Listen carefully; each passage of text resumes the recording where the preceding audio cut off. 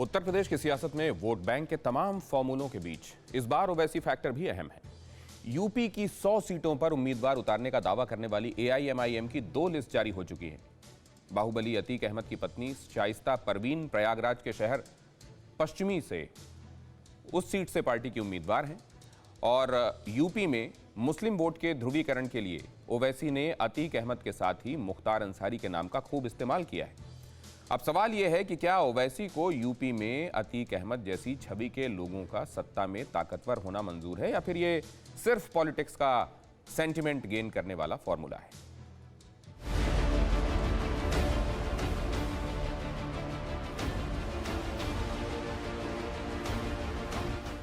UP में जाति पर राजनीति के बीच हैदराबाद के भाईजान का जज्बात वाला फॉर्मूला आगे बढ़ रहा है। 2 लिस्ट आ चुकी है।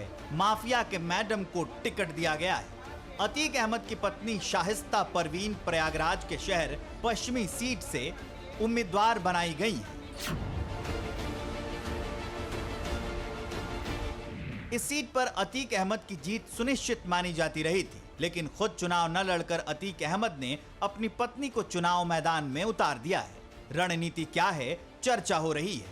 सूत्रों के मुताबिक एआईएमआईएम प्रयागराज की तीनों सीट अतीक अहमद को देने वाली है। एक सीट पर फैसला हो चुका है। अब सवाल बाकी बचे 2 सीटों का है। सवाल यह भी है कि अतीक अहमद खुद चुनाव लड़ेंगे या उनके भाई खालिद अजीम। हमारे पार्टी प्रेसिडेंट ने इस बात का ऐलान किया है कि हम लोग उत्तर प्रदेश के विधानसभा में 100 विधानसभा की सीट पर लड़ने की तैयारी कर रहे हैं और पहली लिस्ट हमने फर्स्ट फेज की जारी की है और भी कैंडिडेट्स दूसरे फेज के और दूसरे जितने फेज है उसके जारी किए जाएंगे और हम लोग पूरी तैयारी कर रहे हैं। पूरी तैयारी के साथ इस चुनाव में मुकाबला कर रहे हैं।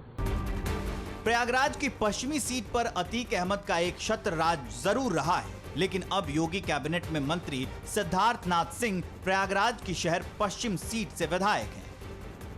इसी सीट में कुछ दिन पहले योगी आदित्यनाथ आए थे। अतीक अहमद के कब्जे से छुड़ाई गई जमीन पर गरीबों का घर बनाने के लिए भूमि पूजन किया गया और जनता को एक बड़ा संदेश दिया गया था। मंत्री सिद्धार्थनाथ सिंह का इस बार भी इसी सीट से चुनाव लड़ना तय माना जा रहा है। चुनौती समाजवादी पार्टी के उम्मीदवार को माना जा रहा है, लेकिन अब ओवैसी ने अतीक अहमद की पत्नी को टिकट देकर गेम बदल दिया है। यूपी में चुनाव के साथ ही ओवैसी ने जिस फॉर्मूले पर काम शुरू किया है वो मुस्लिम वोट के ध्रुवीकरण में कितना असरदार होगा, ये बड़ा सवाल होगा। कभी समाजवादी पार्टी तो कभी बहुजन समाजवादी पार्टी और कभी कांग्रेस के पाले में जाने वाले मुसलमानों को इस बार ओवैसी ने एकजुटता का नया सियासी विकल्प दिया है और हिस्सेदारी हासिल करने का हौसला दिया है। आज मजलिस हिस्सेदारी की बात कर रही है। मजलिस उत्तर प्रदेश की सियासत में 19% मुसलमानों की हिस्सेदारी की बात कर रही है। अगर मैं हिस्सेदारी की बात कर रहा हूं तो Samajwadi party, BSP, Congress, BJP, RLD सबके पेट में दर्द शुरू हो जाता है। ओवैसी सिर्फ बीजेपी को हराने की बात नहीं करते। टारगेट पर यूपी की समाजवादी पार्टी, बीएसपी और कांग्रेस भी हैं।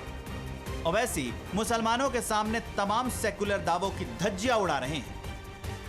मैं तुमसे कह रहा हूं कि दरी अब तुम नहीं बिछाओगे, तुम कुर्सी पर बैठोगे और राज भी करोगे इंशाअल्लाह ताला।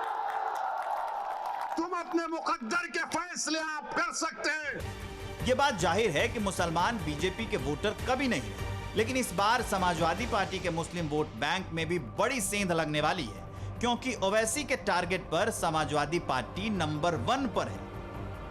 कभी हमने समाजवादी का साथ दिया, कहा कि मौलाना मुलायम है, मगर मौलाना तो नहीं निकले, अपने यादव परिवार को आगे बढ़ा दिया। तो कभी आपने कहा कि चलो इनके बेटे का साथ देते हैं, तो हमको क्या मिला? मुजफ्फरनगर मिला। फिर आपने बीएसपी का साथ दिया, कौन सा हिस्सा मिला आपको? कौन सा हिस्सा मिला आपको?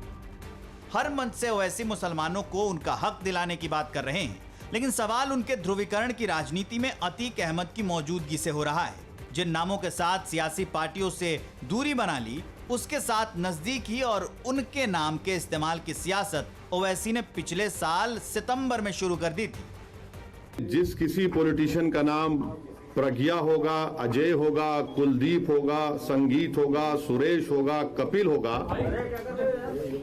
वो लोकप्रिय नेता होगा। और जिसका नाम अतीक होगा, जिसका नाम शहाब होगा, जिसका नाम मुख्तार होगा, वो बाहुबली हो जाएगा। ये रियलिटी है, इसको आप इनकार नहीं कर सकते। और अगर अतीक अहमद मुजफ्फरनगर कांड से पहले अगर कोई प्रोवोकेटिव स्पीच देते और गोरखपुर में कोई और भाषण दे देते और उसके बाद गड़बड़ हो जाती, तो हो सकता या फिर उनका उस समाज से ताल्लुक होता जिसके पास सत्ता है, तो यकीनन उनके खिलाफ भी केसेस विड्रॉ हो जाते। अतीक अहमद गुजरात की साबरमती जेल में बंद हैं और AIMIM की तरफ से प्रचार का जिम्मा उनकी पत्नी और बेटे अली ने संभाली है। आज अखिलेश साहब सापा, जिनसे ज्यादातर मुसलमानों को अब की बार बहुत उम्मीद है, आज अखिलेश यादव, आप बताइए कौन से ऐसे मसाइल पे मुसलमानों की बात कर रहे हैं? ना अखिलेश साहब ने तिरुपुरा पे बोला, ना NRC पे बोला, ना CAA पे बोला, ना आजम खान पे बोला। हमारे वालिद को तो छोड़िए, आजम खान पे क्यों नहीं बोला? और आजम खान के ऊपर अगर चोरी के, फ्रॉड के मुकदमात हैं, तो उनके बेटे पे क्यों नहीं बोला, उनकी बीवी पे क्यों नहीं बोला? अतीक अहमद के मन की टीस उनके बेटे के मुंह से निकल रही है। जिस पार्टी ने अतीक अहमद का इस्तेमाल चुनाव में किया, वो आज उनके साथ नहीं है। अतीक मंच पर भाषण तो नहीं दे सकते, लेकिन पत्नी के जरिए लोगों तक पैगाम जरूर भेज रहे हैं। हिंदुस्तान में आजादी और मुल्क के बंटवारे के बाद मुसलमान सियासी तौर पर बटा रहा, जिसकी उसे भारी कीमत देनी पड़ी और आज भी देनी पड़ रही है। आज तक हमने कोई भी अपना रहबर नहीं चुना और मुत्तहिद नहीं रहे।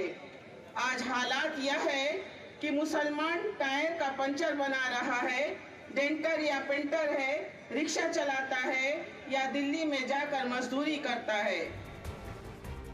अब शाहिस्ता चुनावी मैदान में है। जिस जज्बाती तरीके से वोटरों को एकजुट करने की कोशिश की गई है, उसका अंजाम भी दिखने वाला है।